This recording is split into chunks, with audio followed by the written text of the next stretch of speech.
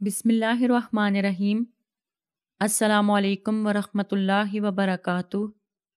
Video شروع کرنے سے پہلے آپ سے گزارش ہے کہ ہمارے چینل کو لازمی سبسکرائب کریں۔ حضرت عبداللہ بن عمر رضی اللہ تعالیٰ عنہ سے روایت ہے کہ ایک شخص نے رسول اللہ صلی اللہ علیہ وسلم سے دریافت کیا کہ اللہ کے پیغمبر، بتلائیے کہ آدمیوں میں کون زیادہ ہوشیار اور دور اندیش ہے؟ آپ نے ارشاد فرمایا، وہ جو موت کو زیادہ یاد کرتا ہے اور موت کے لیے زیادہ سے زیادہ تیاری کرتا ہے۔ جو لوگ ایسے ہیں وہی دانشمند اور ہوشیار ہیں۔ انہوں نے دنیا کی عزت بھی حاصل کی اور آخرت کا اعزاز و اکرام بھی۔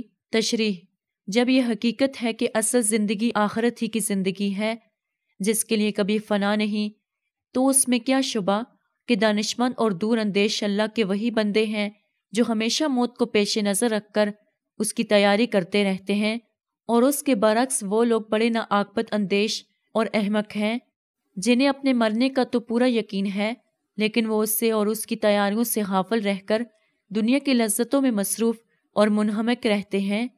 اللہ تعالی ہم سب کو عمل کرنے کی توفیق عطا فرمائے، آمین۔